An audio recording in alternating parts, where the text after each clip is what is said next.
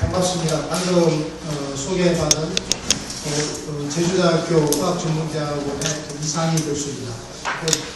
제가 그래도 의과대학을 졸업하고 인턴도 마치고 뇌관과학 전문의를 했기 때문에 제가 의사가 맞습니다. 의사가 맞는데 어떤 사람이 제 페이스북에다가 제가 의사 아닌 것처럼 이렇게 이야기해서 임상 의사로서의 경험은 많이 부족하지만 그래도 제가 임상 의료에 대해서도 조금 이해는 좀 하고 있죠. 자, 오늘은 제가 의료 이야기 하려고 온 게 아니고 복지국가 이야기를 하기 위해서 온 건데요. 자, 어떤 복지국가인가 이런 제목으로 제가 여러분들하고 말씀을 나누도록 하겠습니다. 대체로 사람들이 많이 혼동을 일으키는 게 복지와 복지국가라는 용어 사이에 혼동을 일으키는 경우가 많습니다. 아시다시피 복지라고 이야기를 하면 흔히 사회복지 프로그램들 이런 것들을 이제 종합적으로 우리가 복지 이렇게 이야기를 합니다. 우리가 보건복지부라고 하는 정부 부처에서 다루고 있는 사업 영역들이 대체적으로 협의의 복지, 좁은 의미의 이제 복지인데요. 그런데 이게 복지국가라고 하면 굉장히 범위가 넓어집니다. 복지국가는 협의의 복지를 넘어서서 우리가 광의의 복지라고 말할 수 있는 그 사회정책 분야, 그러니까 보건복지부를 넘어서서 사회정책부처를 이야기하라고 그러면 우리가 노동부, 환경부, 그 다음에 문화관광부, 그 다음에 교육부 이런 것까지도 다 포함하죠. 그래서 우리가 사회정책이 굉장히 넓죠.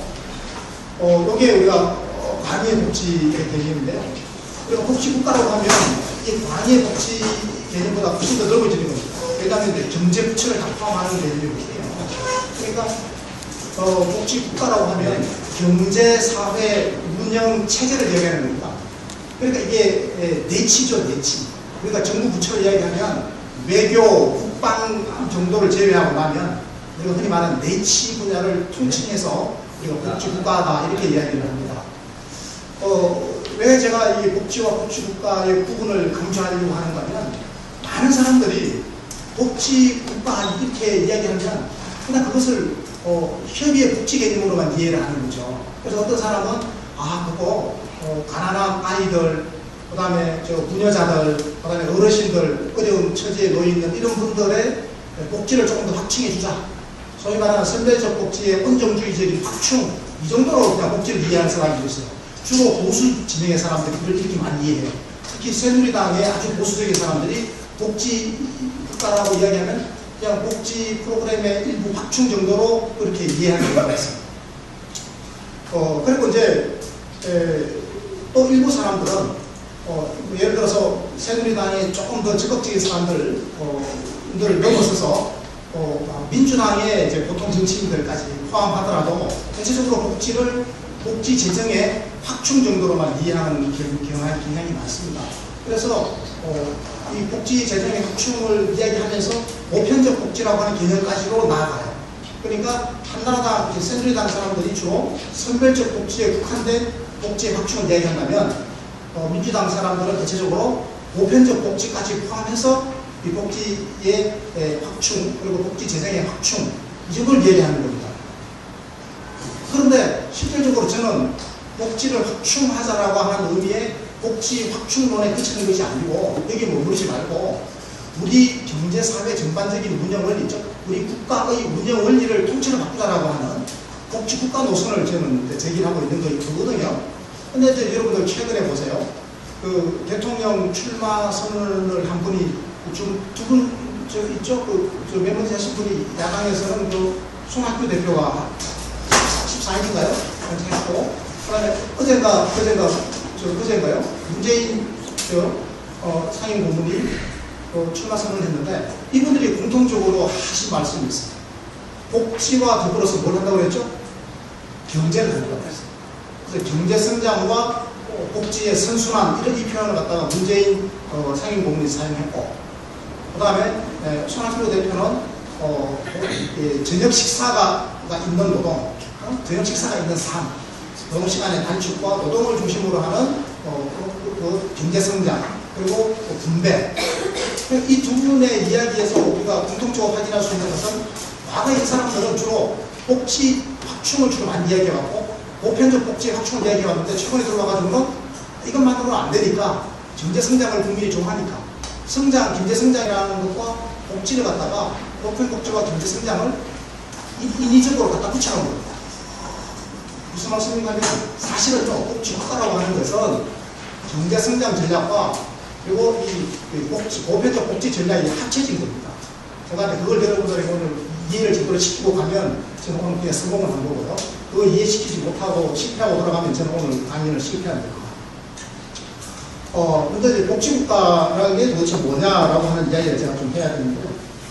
복지국가의 필요성 부분입니다. 저는 복지국가를 아주 간단하게 정의하고 싶어요. 복지국가는 행복하려고 노력하는 모든 사람들이 행복할 수 있도록 해주는 게 목적일 것 같습니다.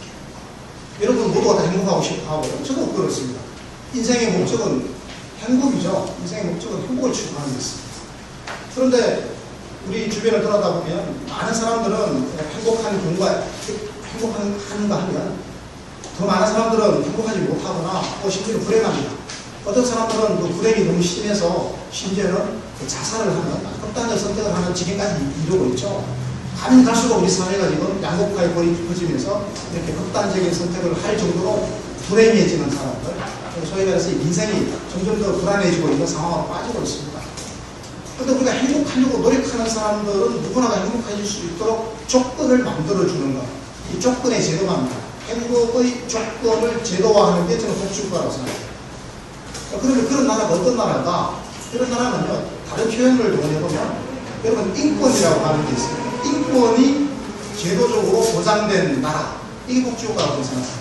우리가 이 인권을 다시 표현하는 시민권 이렇게 해서 표현하는데요. 이 인권에는 대체적으로 세 가지의 요소가 있습니다. 이 세 가지의 요소가 다 보장된 그런 나라. 어떻게 보장되죠? 제도화를 통해서 제도적으로 보장된, 그래서 우리가 제도주의적 복지국가라고 얘기를 하긴 하는데요. 그래서 우리가 제도화라고 하는 것이 굉장히 중요합니다. 이 제도라고 하는 것은 정치를 통해서, 입법부를 통해서 만들어지는 것. 다시 말해서 국민의 의사가 정치적으로 결집되어서 만들어지는 것이 바로 제도 아니겠습니까? 그래서 우리가 행복의 조건을 제도화하는 것. 굉장히 중요한 건데요. 자, 행복의 조건 중에서 첫 번째는 뭘까요? 첫 번째는 바로 자유입니다. 자유권이죠. 그러니까요, 우리 인류가 역사적으로 행복을 위해서 쭉 투쟁해 왔습니다. 만약에 저보고 역사가 뭐냐라고 한마디로 정의하라고 그러면 저는 인류가 행복을 위해서 투쟁해온 기나긴 하나의 경로다, 이렇게 제가 말씀드리고 싶습니다. 행복을 위한 투쟁의 과정인 거죠. 저도 지금 행복을 위해서 열심히 투쟁하면서 살고 있고, 이런 모두가 다 그렇죠. 우리 선조들도 마찬가지였습니다. 300년 전이나 400년 전에 우리 시대를 살던 사람들도 마찬가지로 행복을 추구하면서 열심히 그 시대에 주체로서 투쟁을 해왔던 거죠. 그래서 이 행복을 향한 투쟁에서 첫 번째로 얻어내고 싶어 했던 게 바로 이 자유권입니다. 소위 말하는 사회적 자유권, 다른 말은 국민권이라고 하죠. 이거는 civil right라고 하죠. 이 사회적 자유권. 그러니까 사회적 자유권 핵심은 뭡니까? 신분제적 질서에서 벗어나는 거거든요. 그러니까 한번 생각해 보세요. 신분제적으로 우리가 조선시대나 고려시대 때죠.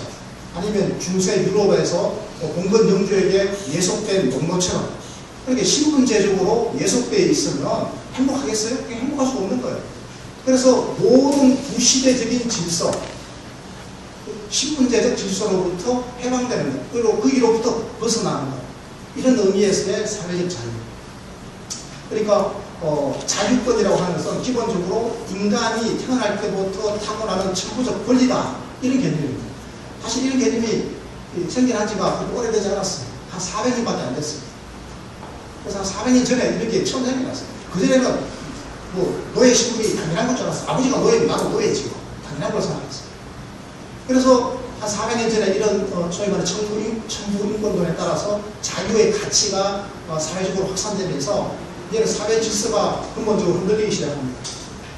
그러니까 이 봉건 영주가 영지를 지배하면서 거기에 소속되어 있는 모든 구성원들의 생계를 책임졌죠. 농사 짓는 농노는 열심히 농사만 지으면 됐고, 그래서 철물을 만드는 사람은 열심히 철물만 만들면 됐어요. 자기 하니까 열심히 하면 밥 먹고 사는 것은 전부 다 공건 영주가 다 이렇게 동이 살려줬죠. 그러니까 영주는 그 구성원들에게 뭘 줬는가 하면 첫 번째 경제를 줬습니다. 먹고 살 걸 줬죠. 두 번째로 복지를 줬습니다. 그러니까 우리가 가부장적인 경제복지 제도죠. 그러니까 신분적으로 예속되어 있는 대신에 열심히 시키는 일만 하면 밥 먹고 사는 거, 기본적인 복지를 누리는 건 국제할 필요가 없었어요. 그런데 여기로부터 자유를 얻어버렸잖아요. 그럼 이제 그 영지에서 풀려나가는 겁니다. 풀려서 나와 보니까 어때요? 이제 맨 땅입니다. 아무것도 가지 없어요. 그러니까 잘못하면 이제 붕괴 생겼죠. 땅이 없으니까. 땅은 누가 갖고 있죠? 영주나 시주들이 갖고 있는 거죠. 거기서 신분에서 풀려나니까 이제 땅이 없는 거예요. 생산수단이 없는 거죠. 생산수단이 없이 풀려난 사람들이 할 수 있는 거라고는 자기의 노동을 파는 것밖에 없습니다. 그런데 그 시대의 상황이 이미 과학기술의 발전과 생산의 기술의 엄청난 발전으로 인해서 물질적 토대가 상당히 깎여져 있습니다. 다시 말해서 자본이라고 하는 게 형성되고 있었단 말이죠. 그래서 이 노동과 자본이 합쳐진 새로운 생산 관계가 만들어지는데 이게 바로 자본주의 아니겠어요? 그래서 이 자본주의 질서가 400년 전에 어느 정도 형성이 되는 걸 지켜보면서 지금부터 340년 전에 340년 전이니까 1776년입니다. 이때 아담 스미스가 국부론이라고 하는 책을 내놓은 국부론.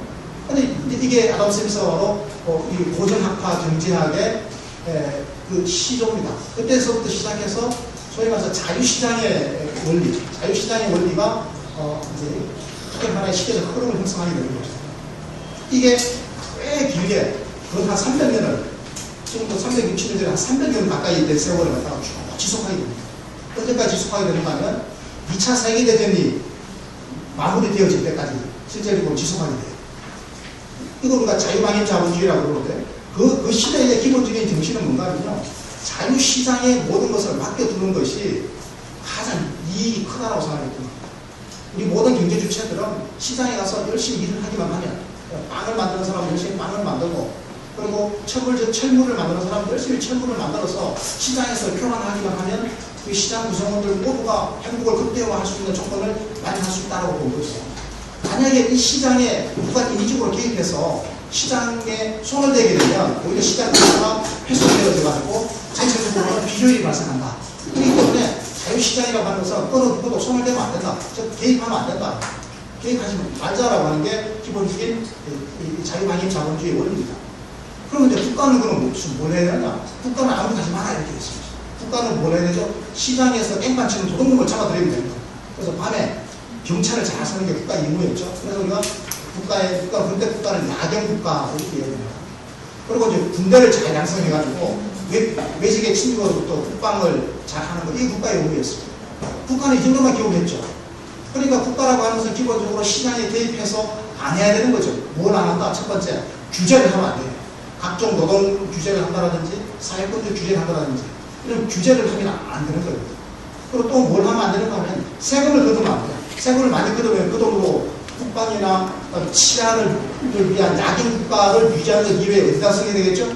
복지에 쓰게 되겠죠. 복지에 돈을 많이 쓰면 안 되는 거예요. 복지에다가 돈을 많이 쓰게 되면 경제에 개입하는 게 되거든요. 예를 들어서 노동자에게, 가난한 노동자에게 국가가 복지를 줘요. 돈을 줘요. 그럼 그 가난한 노동자는 그 주는 돈으로 최저 생계를 보장받을 수 있다면 당장 일 안 가도 되죠. 그러면 노동시장이 교란되게 된다고 하는 게 기본적인 자유방임 자본주의자들의 원리입니다. 이러한 자본주의를 우리가 자본주의 버전 1.0이라고 자본주의 버전 1.0이 탄생한 거죠. 그러니까 그 시대적인 교리가 말이죠. 시장에 절대로 누구라도 개입하면 안 된다라고 하는 거죠. 특히 국가라든지 공권력이 시장에 개입하는 것을 용납할 수 없는 거였습니다. 그런데 말이죠. 주기적으로 시장에는 불황이 찾아와요. 이 자유시장이라고 하는 게 굉장히 불안정해가지고 불황이 찾아와요. 그런데 그때 가만히 놔두라고요. 가만히 놔두면 우리가 몸에 병이 걸리면, 감기 걸리면 우리 몸의 면역 능력에 의해서 저절로 감기가 나는 것처럼 이 시장이 병에 걸려서 약간 아픈 거죠. 그러면 한 6개월, 1년 약간 아픈 게 시름시름 가다가 다시 또 건강해져가지고 정상적으로 또 경제가 정상화된단 말이죠. 그래서 그걸 믿었어요. 실제적으로 그걸 했어요. 6개월, 1년 지나면 다시 또 경기가 좋아지고. 그런데 나중에는 말이죠. 이게 주기적으로 나타나면서 이게 불황의 골이 더 깊어져요. 그러니까 이게 공황 현상이 나타나기 시작하는 거예요. 그리고 이 한 번씩 나타나면은 이제 뭐 2년씩, 3년씩 막 길게 가요. 이렇게 불황의 골이 깊고 길게 가게 되니까 사회 구성원들 중에서 어떤 사람들이 고통을 겪어요?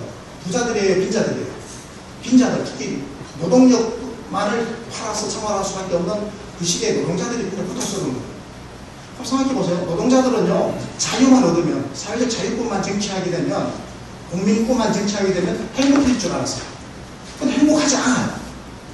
그러니까 지금부터 200년 전에 노동자들의 삶이라고 하는 것은 정말 형편없었습니다. 자기 하나 일거리도 못했어요. 그래서 남은 여자들까지 처음부터 일을 하라고 했어요. 심지어는 애들도 일을 하라고 했어요. 아동 노동이 얼마큼 심각했는가 하면요, 8살짜리도 정식으로 노동자였죠. 8살짜리 애가 홀이겠는데 걔네들이 이제 아동 노동을 하는 거예요. 이 아동 노동을 규제하는 법을 만들면 그 법을 만들면 안 되죠. 그것은 자유방임 자본주의의 원리에 어긋나는 거니까요. 그 노동권 규제하면 안 되는 거니까. 그래서 그렇게 살아왔어요. 그런데요, 행복하지가 않은 거예요.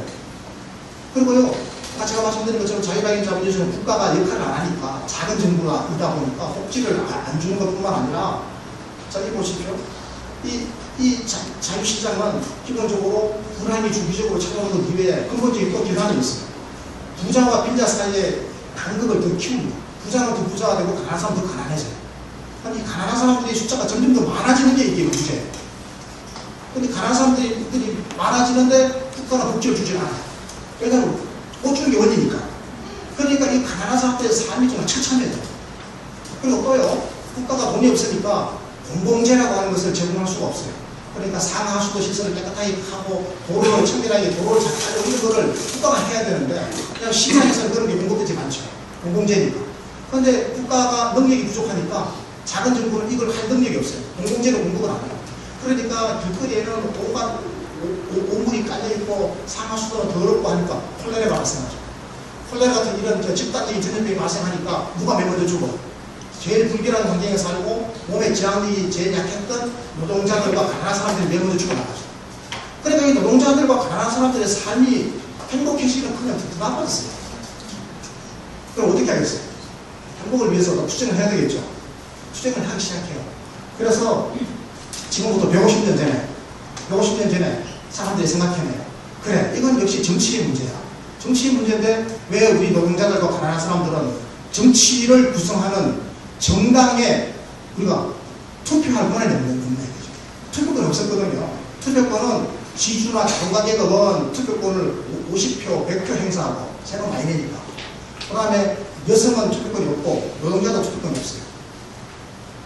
그러니까 이게 정치적으로 투표권 많은 사람들끼리 모여가지고 저끼리 한쪽은 보수당을 만들고 한쪽은 자유당을 만들었어요. 보수당은 원래 지주와 그 토호 세력들의 이익을 대변하는 전통적인 보수주의 세력이었고, 그리고 이 자유주의 세력은 자유당이라고 하는 것은 자유주의 세력은 신흥 자본가들의 입장을 대변하는 자유방임 자본주의자들의 정당이에요. 노동자들의 이익을 대변해주는 사람은 아무도 없는 거예요. 정치 쪽에. 그러니까 노동자들이 환장하겠죠. 그래서 노동자들이 일단 투표권을 달라고 요구합니다. 그래서 투표권 요구 투쟁이 지금부터 150년 전에 벌어졌어요. 그 투쟁을 한 20년을 추기 시작했습니다.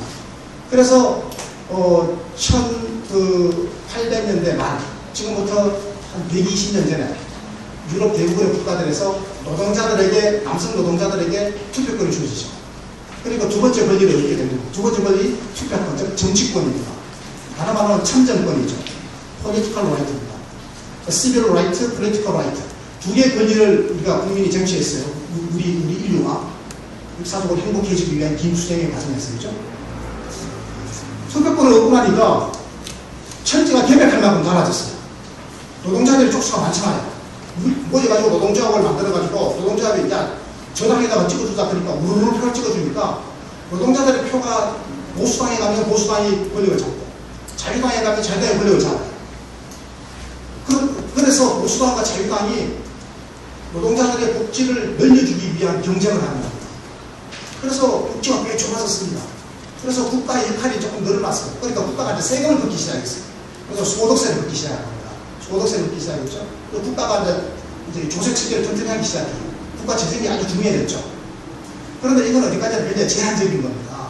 이때 복지는 아주 선별적 복지고 가난한 사람들의 형편을 조금 더 개선하는 것, 노동자들의 처지를 조금 더 개선하는 것, 그리고 아동 노동을 제한하는 것. 8살 애가 노동할 수 있었던 것을 13살 이하 애들은 노동 못한다. 13살 넘어가면 노동할 수 있는 거죠. 그 정도로 노동에 제약을 두는 것. 하루 노동, 최대 노동 시간을 14시간 이상을 넘기지 못한다든지 이 정도의 제약을 가하는 정도에 머무는 겁니다. 그러니까 노동자들이 또 좌절을 하는 거죠. 근본적으로 우리 노동자들을 위한 정당이 없이는 이게 문제가 해결되지 않겠구나. 그렇게 해서 그 시대적 조건, 그 시대적 조건은 소위 말하는 좌파 운동, 사회주의 운동이 아주 거세게 일어나고 있을 때였습니다. 그래서 1880년대, 90년대 이때쯤에 유럽의 주요 국가들에서 소위 말하는 노동자 정당이 만들어지기 시작해요. 왜 사회민주노동당, 사회당, 노동당 이런 이름으로 각 나라마다 불리면서 하나씩 만들어지기 시작해요. 그런데 처음에는 표를 못 얻어요. 의석을 거의 못 얻었죠.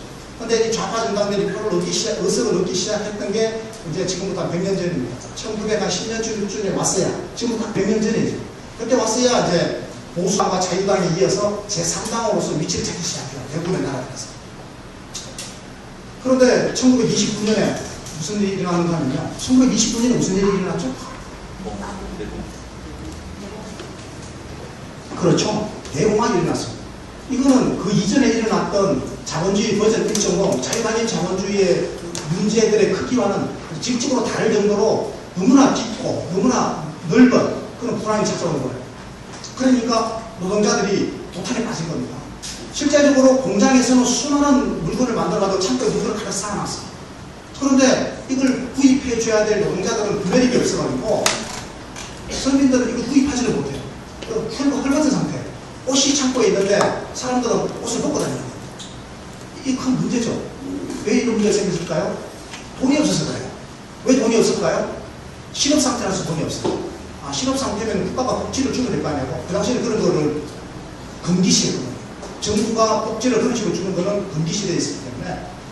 그러니까 아까 제가 말씀드렸잖아요. 자유시장은 기본적으로 부익, 빈을 만드는 격차를 양극화를 만드는 경향이 있다고 제가 말씀드렸잖아요. 그러다 보니까 가난한 사람이 점점 더 많아지고 가난한 사람들이 구매력이 줄어드니까 물건이 안 팔리니까 창고에 가득 쌓이게 되고 나중에 공장이 인력을 줄이게 되죠. 해고를 하게 된다는 거예요. 그러니까 소득이 없는 실업자들이 더 늘어나게 되고 그러니까 사회 전체적으로는 구매력이 더 줄어들죠.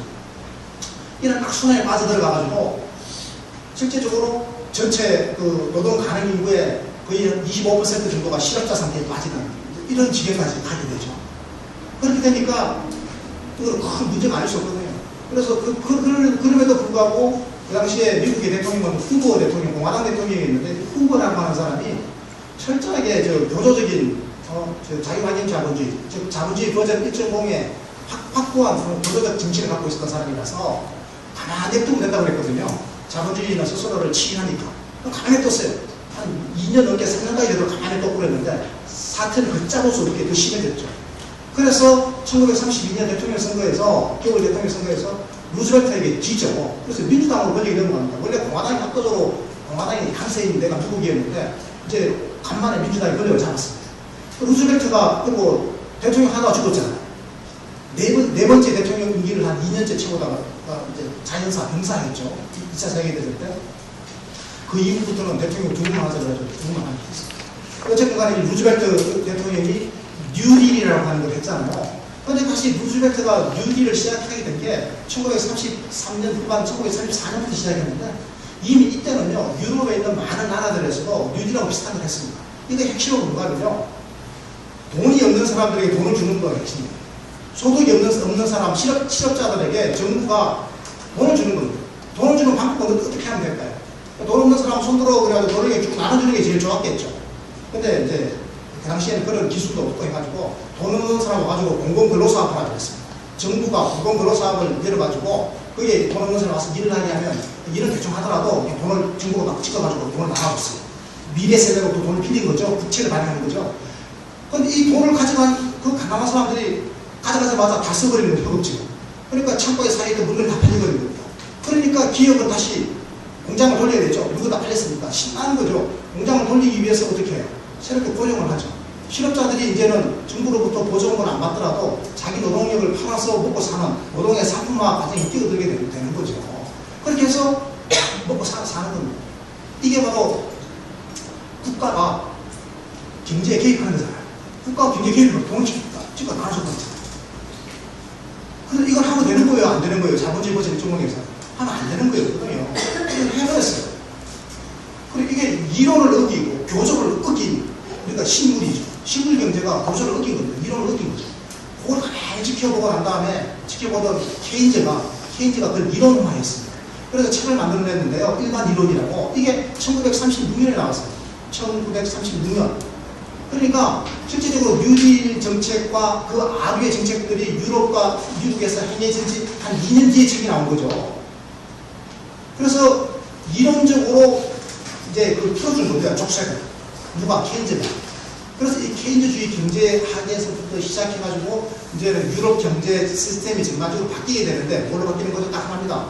국가가 자본주의 시장 경제에 적절하게 개입하는 것이 자본주의를 살리는 길이다. 이게 바로 자본주의 버전 2.0입니다. 이게 바로 케인즈주의 자본주의, 케인지언 자본주의, 케인즈의 캐피탈리즘. 그런데 이 케인즈주의 자본주의를 우리가 다른 말로 우리가 복지국가라고 해요.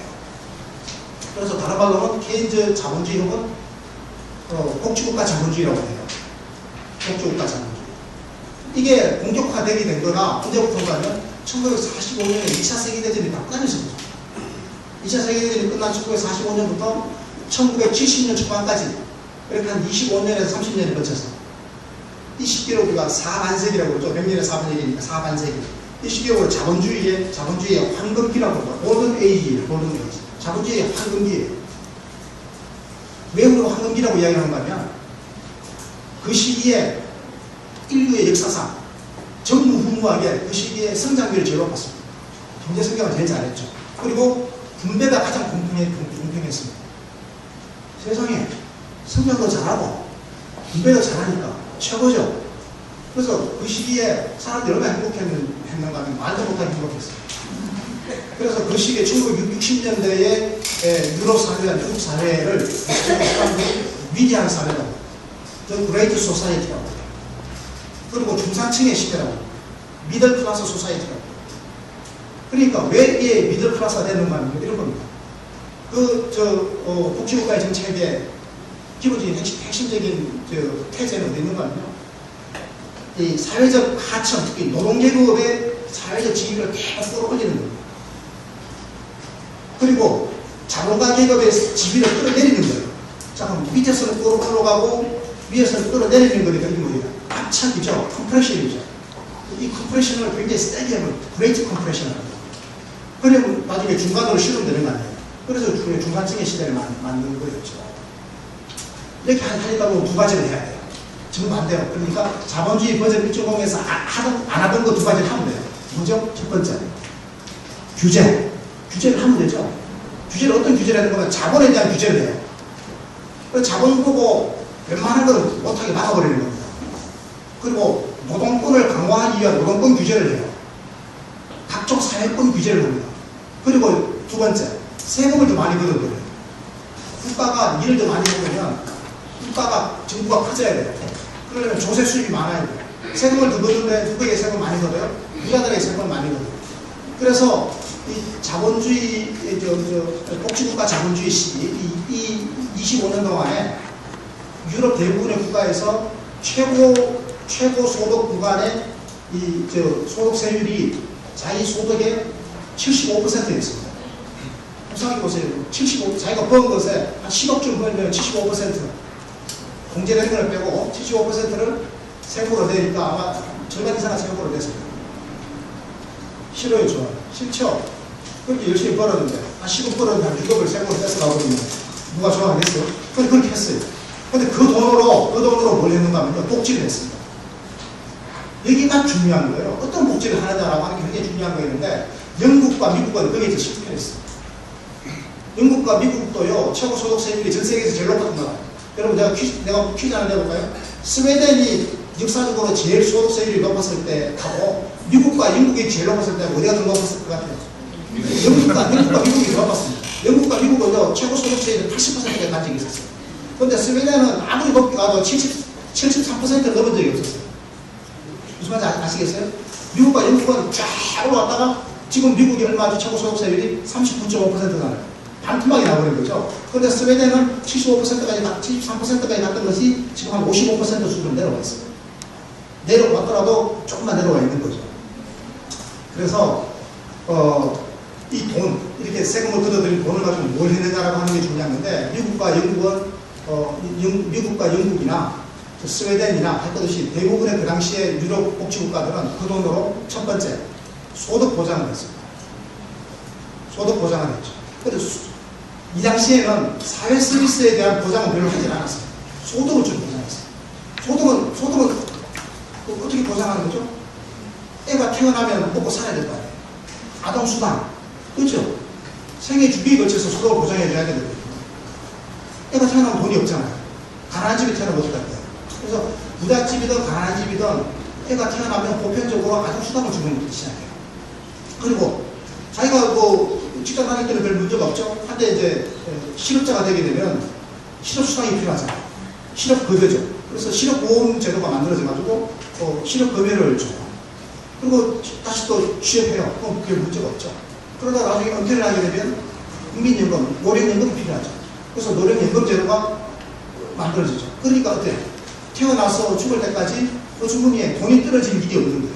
이게 바로 소득보장이에요. 보편적 소득보장이에요. 그런데 미국과 영국은 이 보편적 소득 보장을 하는 데 있어가지고 사회적 약자들에게 굉장히 관대한 방법을 썼어요. 그러니까 실질적으로는 보편주의의 원리에 좀 잘 안 맞는 거죠. 무슨 말인지 아시겠어요? 그에 비해서 북유럽 국가, 특히 스웨덴 같은 나라는 이걸 보편주의 원리에 맞도록 유지를 잘했어요. 그리고 말이죠. 또 하나는 사회 서비스인데요. 사회 서비스라고 하는 것은 역시 마찬가지로 사람이 태어나서 죽을 때까지 누구나 필요한 거예요. 자, 태어나면 출산 서비스가 필요하다. 누군가 애를 받아줘야 될 거 아니에요. 그럼 이 태어난 애를 갖다 키워야 될 거 아니에요. 보육 서비스가 필요할 거 아니에요.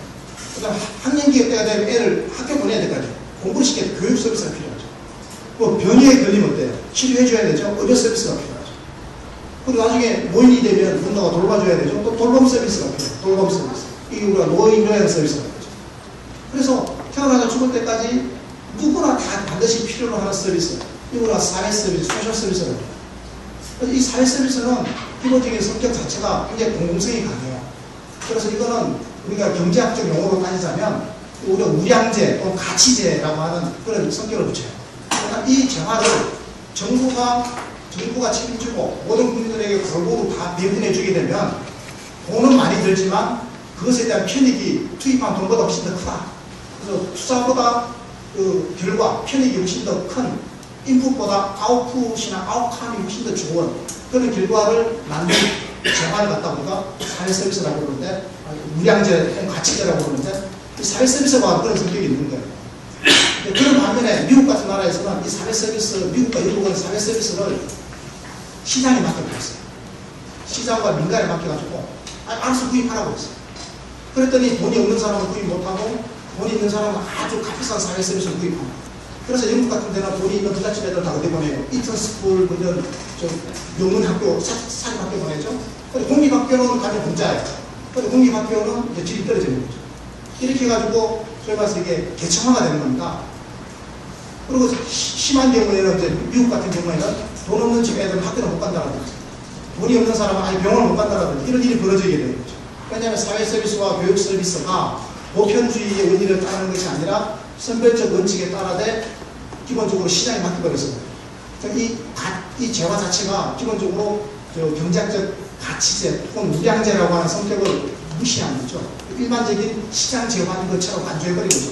우리가 물건, 시장에서 물건을 사고 파는 그런 보통 물건처럼 교육과 의료를 간주해버린 미국의 경우에는 전형적으로 이제 소위 말해서 경제학적 비효율이 나타나기 시작한 거죠. 그리고 또 형평성의 문제가 생겼어요. 그래서 의료 서비스에 어떤 사람은 많이 접근을 못하고 어떤 사람들은 과다한 공공 의료 서비스에 접근할 수 있는 이렇게 해서 양극화가 심해지는 이게 지금 미국의 사회 서비스의 현실이죠. 영국도 지금 똑같은 처지에 지금 놓여 있습니다. 거기에 비해서 북유럽, 특히 스웨덴 같은 나라는요, 이 사회 서비스에 엄청난 재원을 투입하기 시작합니다. 그러니까 이제 이런 특징이 있는 거죠. 아까 제가 말씀드렸던 영미식은 소득 보장 중심이었다. 그리고 소득 보장에 대해서는 오히려 북유럽 방식은 보편성이 더 강하면서도 여전히 소득 보장 중심이었는데 유럽 국가들, 북유럽 국가들은 이걸 사회 서비스 중심으로 무게 중심축으로 옮겨가요. 그런데 영미식은 사회 서비스에 손을 거의 대지 않고 소득 보장제도를 그대로 유지하는 방식으로 갑니다. 그래가지고 이제 지금의 상황까지 왔는데요.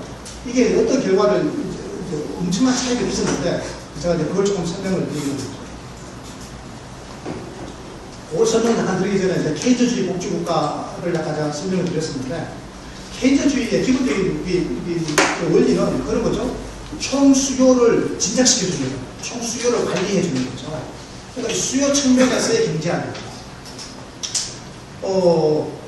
그렇게 본다면 영국과 미국의 소득 보장 정책은 아주 훌륭한 케인즈주의 정책이었습니다. 1940년대 이후로 50년대, 60년대까지 영국과 미국이 복지국가 체제를 유지하고 있었던 70년대 초반까지, 60년대 후반, 70년대 초반 그때까지, 그러니까 오일 쇼크가 일어나기 이전까지 말이죠. 25년 동안 그 시기에 영국과 미국의 복지국가는 철저하게도 이 케인즈주의의 원리를 잘 따랐던 겁니다. 그러니까 돈이 없어서 가난한 사람들, 이 사람들 특히 노인이라든지 실업자들, 장애인들, 불황인들, 그 다음에 부모가 없는 애들, 이렇게 복지 수요층들이죠. 이 사람들에게 정부가 아주 후하게 복지를 나눠주는 겁니다. 특히 노동자 중에서도 저소득 노동자들에게 복지를 더 많이 주는 거죠. 이렇게 해서 복지를 나눠주게 되니까 이 사람들은 수요가 원래 없던 사람들이죠. 정부가 수요를 만들어준 거잖아요. 그러니까 국가 전체적으로 보면 총수요가 늘어나게 되는 거니까 공급을 자극하는 거죠. 수요가 늘어나면 공급을 자극해가지고 기업이 더 많은 물건을 만들어내기 때문에 경제가 활성화되는 메커니즘이잖아요. 요거는 잘 작동을 했습니다. 거기에 그쳐버린 거죠. 그래서 우리가 영미식, 영국과 미국의 복지국가를 케인즈주의 복지국가라고 그냥 이야기하는 겁니다. 그런데 우리가 왜 북유럽의 특히 스웨덴의 복지국가를 이 케인즈주의 복지국가를 뛰어넘는 것으로 우리가 평가하는가 하면 이 북유럽의 복지국가는 거기에 그치질 않아요. 그게 그치는 것이 아니고 케인즈주의를 훨씬 더 넘어서는 게 있어요. 그게 바로 뭔가면요. 분배에만 신경 쓰는 게 아니라 분배를 넘어서서 생산을 직접적으로 자극하고 생산의 혁신이 일어나도록 하는 겁니다. 그래서 고도의 경제 성장을 이끌 수 있도록 하는 성장의 엔진을 내재한 복지국가 원리죠. 그게 바로 보편주의라고 합니다. 자, 이 보편주의를 자꾸 강조하고 있는 거는요. 예를 들면 이런 거 좀 앞뒤로 보십시오. 회사가 말이죠. 공장이 말이죠. 한 5개가 있어요. 근데 전부 다 이게 공장이 MP3 만드는 공장이에요. MP3 아니잖아요. MP3 만드는 공장인데 이들 공장이 말이죠. 5개가 막 경쟁을 하는데 1등부터 5등까지 생산력 수준이 이렇게 순위가 정해져요. 우리가 상식적으로 생각해보면 이 5등 기업이나 4등 기업은 망해야 될 것 같죠? 근데 우리나라에서는 이게 잘 안 망해요. 우리나라에서는 망해야 될 것 같지만 잘 안 망해요, 이 기업이. 왜 안 망하는 줄 아세요? 임금을 줄입니다. 임금을 압착하는 방식으로, 국내 내국인 고용해가지고 임금 압착하게 힘들면 해외 노동자들이라도 데려가지고라도 이게 회사가 버텨요. 근데 사실은 이게 버티는 게 국가적으로 경제에 도움이 되는 게 아닙니다. 망할 기업을 빨리 망하게 해주는 게 그게 바로 혁신이에요. 근데 망해야 될 기업이 저기 안 망하고 있으면 나라가 망해요. 진짜 진짜. 국민들도 빨리 정리가 돼야 돼요. 그래 새로운 게 들어오죠. 그런데 스웨덴은 말이죠. 이 굉장히 빨라요. 기술 혁신이. 왜냐하면 5개 공장이 있는데 경쟁력이 없는 4번째, 5번째 공장은요. 문을 닫을 수밖에 없는 게 모든 근로자들에게는 동일 노동이죠. 이게 에피센이 만드는 게 다 회사가 똑같습니다. 동일 노동에는 동일 임금을 주도록 되어 있습니다. 이거에 대해서 중앙 합의가 되어 있어요.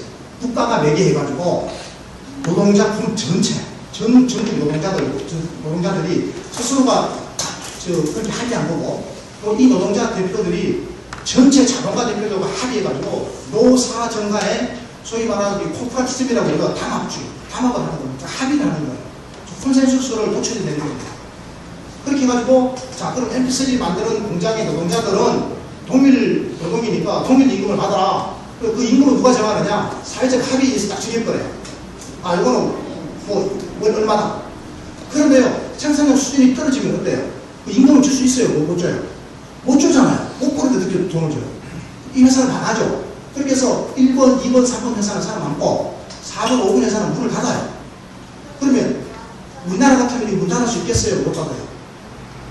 닫아요? 못 닫아요? 못 닫죠. 왜 못 닫죠? 쫓겨나간 노동자들이 결사 저항하는 거 못 닫죠. 우리 김진숙 여사 같은 저는 위대한 영웅을 만들어내는 나라가 이 나라 아닙니까? 근데 스웨덴은 그런 영웅이 한 명도 없어요. 왜냐하면요, 회사가 망하면서 문 닫는 거는 그건 내 일이 아닙니다. 노동자들은 그것을 쫓겨나면은 그 정부가 잘 책임져야 돼요. 정부가 그걸 한데 받아 않습니다. 쫓겨나는 노동자들. 그 쫓겨나는 게 아니라 그냥 회사가 문 닫는 거예요. 왜 그렇죠? 회사가 문을 안 닫고 끝까지 버티면 노동자들에게도 들어와요. 왜냐하면 임금이 더 부담이 됩니다. 임금을 밑으로 떨어뜨리려고 하는 동력이 작용하는 거죠. 생산의 수준이 낮은 기업이 버티고 있습니다. 생산의 수준이 낮아서 노동자들에게 제대로 된 사회적 임금을 줄 수 없는 수준이라고 한다면, 평균 임금을 못 주는 수준이라고 하면 망해야 되는 거예요. 실제 그러고 망하는 겁니다. 근데 마음껏 망할 수 있도록 해줌으로써 그 노동자들이 새로운 인생을 살 수 있도록 해주는 거예요. 그럼 국가는 그걸 국산에 받아가지고 A, B, C 살아남은 기업에 재취업을 시켜주든지, 아니면 이 사람이 원하면 재교육을 시켜가지고 다른 일에 종사할 수 있는 기회를 줍니다. 그래서 여러분, 스웨덴 대학에 가보면 머리가 이렇게 희끗희끗한 사람들이 대학생으로 많이 와 있어요. 그 사람들 다 회사 다니다가 인생 2모작 하는 사람들, 그 사람 인생 3모작이에요. 나이 45세 오빠대학 들어가는 사람도 있어요. 여러분, 그런 거 하고 싶지 않아요? 나이 45세 변호사가 되기도 하고. 왜냐하면 누구에게나 기회가 열려 있습니다. 그럼 그 기회를 누가 보장해 줘야 되는 거냐? 그건 정부가 다 책임져야 되는 거예요. 그럼 정부가 이 일을 하려면 돈이 많이 들겠죠. 이러한 정부의 정책을 우리가 지금 뭐라고 얘기하는 거면 적극적 노동시장 정책이라고 해요. 액티브 레이블 마켓 폴리시라고 하는데, 적극적 노동시장 정책을 하는데 여기 정부가 돈 많이 써요. 그러니까 노동자들을 직업훈련을 시키고, 직업훈련된 노동자들을 취업을 시켜요. 그러면 정부가 취업을 시키려면 아무리 정부가 산업정책을 그럴듯하게 잘 하더라도 민간기업에 일자리 만드는 게 쉬워요, 어려워요? 어렵잖아요. 민간기업에 일자리가 좀처럼 잘 안 만들어져요. 특히 요즘같이 이렇게 이 고용 없는 성장의 시대에는 고용 일자리 창출하기가 참 어렵습니다. 기업들에게 의무적으로 일자리 만들으라고 하면 기업들에게 엄청나게 부담 주는 거잖아요. 그래서 기존에 있는 기업 보고 야, 일자리 더 만들어라고 하는 건 그 부담 주는 방식이고, 그걸 오래 못 가요. 그렇게 하면요, 정부는 인기를 끌지 몰라도 기업이 망하고 나라가 망합니다. 그럼 어떻게 해야 되느냐? 신규 일자리를 자꾸 많이 만들기 위한 새로운 창업이 일어나야 돼요. 어떤 분야에서 제조업이라든지 IT라든지 다양한 창의적인 일에 대해서 새로운 일자리를 자꾸 만들어져야 돼요. 그런데 이거는 정부의 적극적인 산업정책만으로 되는 게 아닙니다. 그래서 정부가 노력을 해야 되겠죠. 하지만 정부가 확실하게 보장할 수 있는 일자리는 또 어떤 일자리가 일어나냐면 사회서비스 일자리, 보육이나 교육이나 의료와 같은 사회서비스 일자리를 정부가 많이 만들어낼 수 있는 능력이 있습니다. 실제적으로 스웨덴 같은 데는 말이죠, 이 사회서비스, 저희 말해 출산 서비스부터 시작해가지고 보육, 교육, 의료 이런 서비스 영역에 굉장히 많은 일자리를 만들었습니다. 그런데 이 일자리를 전부 다 공공부문의 일자리로 만들었어요. 스웨덴의 지방정부가 직접 고용하거나 혹은 아니면 공공방식으로 고용하는 그런 계약을 맺어요. 그럼 이 일자리를 전부 다 정규직으로 만들어냈어요. 그리고 임금 수준은 사회적으로 충분히 납득할 만한 그 수준에서 정부가 정해버렸어요. 만약에요, 보육 서비스라든지 이런 사회 서비스를 시장에서 정하라고 맡겨버리면, 노인 요양 서비스, 보육 서비스, 혹은 아니면 유치원 선생님들, 이런 교육 서비스 같은 거를 시장에 맡겨버리면 임금 수준이 굉장히 낮아져요. 그럴 수밖에 없는 게, 사회 서비스 분야는 사람이 직접 하는 일이라서 생산력 수준을 지수적식 분야에 어려워요. 생산력 수준을 높이기 어렵기 때문에 여기서는 임금 수준이 하향 수렴하는 경향이 있어요. 그래서 시장에 맡겨놓으면 월 80만원, 100만원 이렇게 뚝 떨어질 거예요. 실제로 우리나라에서 지금 나타났죠. 우리나라에 지금 노인 요양 그 보장에 종사하는 보호사들, 그 다음에 보육원 선생님들이 한 달에 얼마 받아요? 한 달에 80만 원에서 120만 원 사이입니다. 이게 시장에서 정해진 게 이렇게 정해진 거예요. 그런데 스웨덴에서는 그렇게 하지 않았어요. 그 나라의 전반적인 평균 임금의 80% 수준에서 정부가 그 일자리를 정해버리고, 임금을 정해버리고, 그리고 정부가 그 일자리를 정규직으로 만들어버리고, 정부가 세금으로 그들의 돈으로 그걸 전부 다 집행하는 거죠. 그런데 그 일자리들은 대부분 다 여성들에게 친화적인 일자리입니다. 여성 고용률이 확 늘어나죠. 그래서 실제적으로 우리나라는 여성 고용률이 지금 48%밖에 안 되는데 스웨덴은 여성 고용률이 72%입니다. 남성 고용률 74%하고 별 차이가 없어요. 거의 똑같아요. 남녀가 고용 수준이 비슷해요. 우리나라는 남성 고용률은 73%인데 여성 고용률은 48% 아닙니까? 우리나라는 이렇게 해가지고 미래가 없어요. 앞으로 저출산 고령화 시대를 맞이해가지고 여성이 이렇게 지금 노동시장에서 그리고 자신의 직업의 세계에서 소외되는 이런 나라에서는 희망이 없죠. 그러니까요, 스웨덴 같은 경우에는 여성 친화적인 복지국가가 됩니다. 그러니까 이 여성들이 잘 생각해보세요. 애를 낳아놓으면 그 애를 사회가 키워요. 그리고 애를 사회가 키워주는 그 시간에 자기는 밖에 나가서 일을 할 수 있어요. 그러니까 일과 육아, 일과 가사가 양립이 되는 거예요.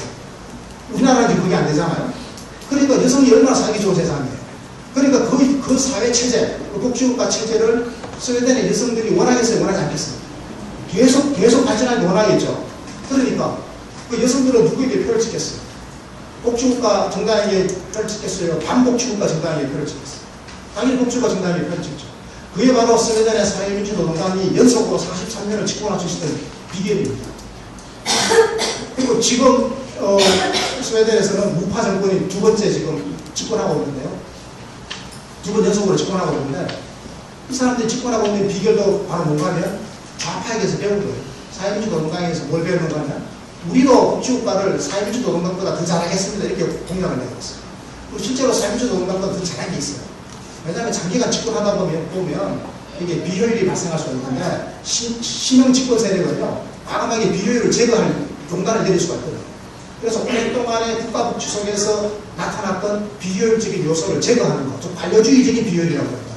우리가 영어로는 X, large X로 쓰고 X inefficiency라고 하는데 이 관료주의적 비효율성을 일정 부분 제거해야 하는데 쓰였어요. 그리고 스웨덴 국민이 박수를 친 겁니다. 지금 중도 우파 정권이 들어서 있지만 이거는 철저하게 복지국가 정치 세력입니다. 그러니까 누가 복지국가를 잘하라고 인정할 수밖에 없는 구조가 이미 되어 있는 거예요. 근데 우리는 어때요? 우리나라는 노무현 정권 딱 들어서가지고 세금 조금 더 걷어들여가지고 해보려고 뭐를 종부세 만들었더니 이명박 정권이 탁 들었으니까 다 없애버리잖아요. 또 새로운 정권 들어서면 또 만들겠죠. 그 다음 정권 또 없애버리고. 이거 뭐 했다가 철거했다. 이게 나라가 되겠어요? 그런데 이미 복지국가 시스템이 들어선 북유럽 나라들에서는 어느 정권이 들어서든지 간에 그 시대 정신을 가장 잘 구현하기 위해서 노력하는 정치 세력이 바로 집권할 수 있는 정치 세력이 되는 거죠. 그래서 우리나라는 기본적으로 정치 질서와 정당 구조부터가 완전히 바뀌어야 되는 앞으로 엄청난 과제들이 지금 우리에게 놓여 있는 겁니다. 그 이야기를 좀 이따가 또 말씀을 드리긴 하고요. 저희들이 이제 그래서 제가 자본주의 버전 2.0까지 말씀드렸습니다. 버전 1.0은 자유방위 자본주의라고 그랬고 자본주의 버전 2.0은 1945년부터 4반세기 동안 지속된 자본주의 황금 시기를 이뤘던 복지국가 자본주의. 이게 바로 자본주의 버전 2.0이었습니다. 그런데 이게 이제 1970년대 초반에 이제 굉장한 어려움에 처하게 됩니다.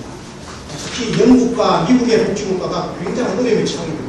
아까 제가 말씀드린 것처럼 보편주의를 채택하지 않았고 그리고 기본적으로 사회 서비스를 시장에 맡겨버리고 겨우 소득 보장을 하는데 그것도 사회적 약자를 중심으로 하는 소득 보장 정책을 하다 보니까 나타난 문제였죠. 그래서 전반적으로 노동시장의 비효율이 나타나고 노동체 해이가 일정하게 나타나기 시작했습니다. 그래서 나타난 게 다시 자유방임 자본주의 방식으로 자유시장으로 돌아가자라고 하는 사조가 나타났는데 그게 바로 1979년에 영국에서 대체의 집권으로 나타났고 그리고 1980년에 미국에서 레이건 대통령의 집권으로 나타났죠. 이 레이건 대통령과 대체 수상은 공통적인 게 하나 있어요. 이 사람도 굉장히 용기 있는 정치인입니다. 어떤 면에서 그 기존에 25년 동안 지속되어 오던 복지국가 시스템을 내 손으로 허물겠다라고 공약을 낸 것은 용기가 대단하죠. 복지국가 체제를 허물고 정부를 규모를 줄이고 그 대신에 세금을 적게 받겠다. 그리고 작은 정부 큰 시장을 만든다. 그래서 일자리를 만들겠다. 이게 그 사람들이 내는 공약이었습니다. 이게 신자유주의입니다. 이게 그래서 우리가 이거를 자본주의 버전 3.0이라고 합니다. 이걸 신자유주의적 자본주의라고 그러는데 이게 바로 1980년부터 지금 2012년까지 30년 됐죠. 지금 전 세계적으로 30년 동안 전 세계적으로 네오리버럴 글로벌라이제이션 신자유주의 세계화를 주도해오고 있고 우리 삶을 완전 통째로 바꾸어놓은 그러한 새로운 경제사죠. 이런 거 이게 자본주의 버전 3.0입니다. 그런데 이 자본주의 버전 3.0이 굉장히 많은 이제 문제를 만들어냈죠. 아까 제가 말씀드린 것처럼 제일 큰 문제는 바로 양극화입니다. 그리고 양극화를 위한 민생의 불안정이죠. 그걸 우리가 익히 이제 잘 아는 바와 같습니다. 그래서 이것을 어떻게 극복할 거냐? 신자유주의를 어떻게 넘어설 거냐? 이게 우리의 과제로 되고 있습니다. 특히 복지과 소사이티라든지 뭐 저 같은 경우에는 이미 2007년 7월 5일 날 우리가 복지국가 혁명이라는 책을 내면서 우리가 공동적 복지국가론을 펼쳤는데요. 그때만 하나도 사람들이 별로 관심이 없었어요. 2007년입니다. 그런데 2008년도 겨울에 무슨 일이 일어났죠? 2008년도 겨울에 미국의 금융위기가 오더니 전 세계적인 금융위기 내지는 경제위기로 확산됐죠. 2008년. 그리고 조금 수그러들었나 싶더니 다시 또 지금 작년부터 남부 유럽에서 재정위기가 터져나오는 방식으로 사실 재정위기의 뿌리도 어디 있죠? 금융위기에 있는 거죠. 금융에. 금융기관이 망하니까 정부가 돈을 쏟아 부었다 보니까 정부가 지금 적자 나버린 게 아닙니까? 정부가 부정한 게 뭐냐면 전부 다 금융 때문에 문제가 생긴 거예요. 그 금융 문제는 어디서 생겼냐? 사실 신자유주의 거품이 꺼지면서 금융이 꺼져버린 거거든요. 부동산 버블, 금융 버블, 주식 버블이 다 꺼져가지고 생긴 거란 말이에요. 신자유주의의 구조적인 문제점이 나타나는 게 2008년에 세계적인 경제위기인데 지금까지 지금 계속 장기화되고 있는 겁니다. 그래서 사람들이 이야기하죠. 이제 신자유주의는 근본적으로 한계에 도달했다. 이거는 이미 좌파뿐만 아니라 우파에서도 이렇게 이야기합니다. 여러분 다보스 포럼이라고 하는 것이 있는데요. 그것은 우파 경제인들의 총 집합체입니다. 그 다보스 포럼에서도 신자유주의가 이미 수명이 다 됐다고 선언했습니다. 스스로 그랬죠. 그리고 얼마 전에 그 여성 추행하다가 잡혀들어갔던 그 칸이라고 하는 그 IMF 전 총재 있죠. 프랑스 사람. 아주 여성을 너무 좋아했던 그분 말이죠. 그분이 6월에 대통령 결판이 있는데 올랑드에게 대통령을 뺏겼죠. 그 사건 때문에. 어쨌든 그분이 IMF 총재를 하던 재작년에도 그랬습니다. 그리고 총재로 뭐라고 얘기했냐면 신자유주의는 이미 수명을 다 했다고 얘기했습니다. 그리고 실제적으로 수명을 다한 것이 우리나라의 외환위기가 터졌을 때. 그래서 정확하게 언제죠? 1997년이죠. 1998년에 IMF와 미국이 우리에게 요구했던 게 워싱턴 컨센수스인데 그 워싱턴 컨센수스 12개 조항의 근본적인 흐름이 뭐였는가 하면 바로 신자유주의를 받아들이라는 거예요. 첫 번째, 규제를 완화해라. 특히 노동 규제를 완화하라고 했습니다. 두 번째, 세금을 깎아라. 감세하라고 했습니다. 실제 그렇게 해버렸습니다. 누가? 김대중 대통령이 그렇게 해버렸죠. 그런데 그리고 금리를 높였습니다. 근데 이자율이 한때 20%까지 높아졌죠. 그러니까 고금리 정책이죠. 은행이 금리를 높이면 돈이 시중에 있는 게 다 빨려 들어오고 더 이상 나가지 않죠. 시중에는 돈이 아주 귀한 상태가 됩니다. 그죠? 통화가 닫힌 과정을 먹는 거죠. 그런 긴축 상태를 유지하라고 요구했습니다. 그런데 2008년에 외환위기, 세계적인 경제위기가 터지니까 어떻게 했습니까? 도로 그도 들여가지고 꽁꽁 묶는 긴축을 했습니까? 지금 반대로 돈을 풀어내는 정반대의 정책을 추진했습니다. 경기를 활성화시키기 위해서 금리를 최대한 낮추고 제로금리 상태로 낮추면서 시중에 돈을 풀었죠. 소위 말해서 유동성을 강화하는 그런 정책을 썼죠. 정반대로 썼어요. 이게 무슨 말인가? 이 정책은 바로 신자유주의 정책이 아닌 겁니다. 성장 정책이에요. 무슨 말씀인가 하면 적극적으로 정부가 돈을 풀고 시중에 돈이 많이 넘쳐나도록 만드는 것은 인플레이션이 우리에도 불구하고 그렇게 하는 것은 이거는 신자유주의 정책이 아닌 겁니다. 신자유주의 정책의 교과서적인 지침은 외환위기 왔을 때 우리나라에 들이댔던 그 IMF의 그 지침인데 2008년 이후로는 지금 반대에 거절했죠. 스스로가 신자유주의를 포기하는 겁니다. 작은 정부가 아니라 엄청 큰 정부를 해버렸죠. 미국의 오바마가 어떤 식으로 했습니까? 부도난 은행들에다가 돈을 풀어넣어가지고 전부 다 그걸 사실상 국유화한 거 아닙니까? 일시적으로. 그럼 정부가 큰 경제를 하고 경제에 개입한 거죠. 큰 정부입니다. 개입주의 정부죠. 이거는 우리가 알고 있는 자유방임 자본주의나 혹은 신자유주의라고 한다고는 완전히 다르다. 지금 안 돼요. 복지국가의 버전2의 정책하고 거의 가까운 걸 써버린 거예요. 그래서 신자유주의가 스스로 많이 했다라고 하는 것을 갖다가 우리 경제의 주류에서 이미 인정한 거나 다름없죠. 그러다 보니까 조선일보 같은 데서는 굉장히 예민하게, 민감하게 이제 치고 나옵니다. 신자유주의라고 하는 자본주의 버전 3이 이게 문제가 많다. 비인간적이다. 경쟁이 심하고 사람의 인격을 파탄시킨다. 그리고 경쟁으로 인해 가지고 우리 사회가 각박해지고 자산이 많아지고 문제가 많다. 그래서 이걸 갖다 인간의 얼굴을 한 자본주의로 바꾸자. 이게 조선일보의 주장입니다. 한동안 조선일보가 연재했습니다. 인간의 얼굴을 한 자본주의. 그 핵심이 뭔지 아세요? 자, 그럼 규제를 하자는 거예요, 말자는 거예요? 조선일보 주장. 규제를 조선일보 주장이 지금 새누리당의 주장과 똑같습니다. 조선일보는 아주 대단한 신문입니다. 동아일보나 중앙일보하고 같은 단위를 올려놓지 마세요. 조선일보는 한자 기억이 높고 여러분 그걸 아셔야 됩니다. 저는 조선일보를 존경해요. 조선일보에 제가 이선민 부장이라고 하는 사람이 있어요. 그분이 우리 복지국가 소사이어티 이야기를 칼럼으로 한 2번 써준 분인데 우리가 대단한 거라고 이렇게 써준 분이라서 아주 고맙기도 하고 식사를 하게 해가지고 식사를 한번 한 적이 있었는데 저는요, 조선일보 부장을 딱 만나니까 다른 신문사 부장하고 기억이 달라 보입니다. 저는 조선일보를 이렇게 높게 됩니다. 보수의 아주 리딩 그룹입니다. 조선일보가 한 그래요 지금 한나라 다니면서 새누리당이 따라가고 있는 거였어요. 어쨌건요, 자본 신자유주의는 문제가 있다라고 조선일보가 이미 1년 반 전부터, 1년 반 전부터 시리즈를 내놔서 한번 보십시오. 인터넷에 다 나오는 거 확인해보세요. 그때 신자유주의를 조선일보가 비판하는 거죠. 비인간적인 자본주의다 이게. 양극화를 심화시켰다. 그렇게 하면서 인간의 얼굴로 한 자본주의 하더라고요. 얼핏 들어보면 그래서 뭐라고 자본주의 버전 4.0을 하자는 거예요. 우리하고 주장이 얼핏 비슷해요. 그래서 뭔가 하고 들여다봤더니 자 그러면 규제를 해야죠. 지금 신자유주의는 정부가 규제를 안 하는 게 문제잖아요. 정부가 시장에서 바로 뺏는 거거든요. 정부가 규제를 해야 돼요. 규제를 해야 돼요. 그런데 조선일보에서는 규제로 문제를 해결하지 말자라고 해요.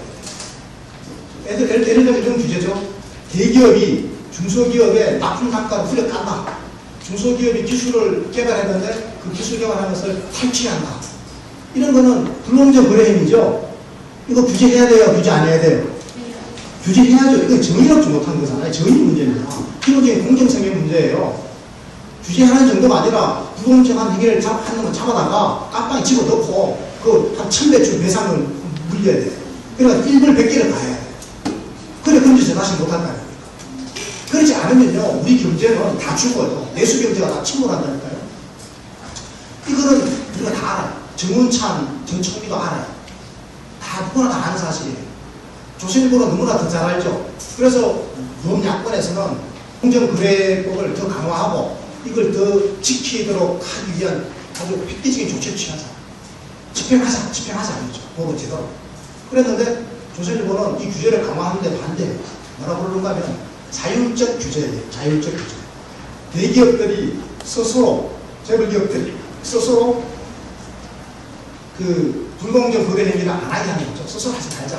처음에 자정 결의대회를 여는 겁니다. 여러분 이게 작동한다고 생각해요? 말장난 하는 거잖아요. 그리고 또 뭐죠?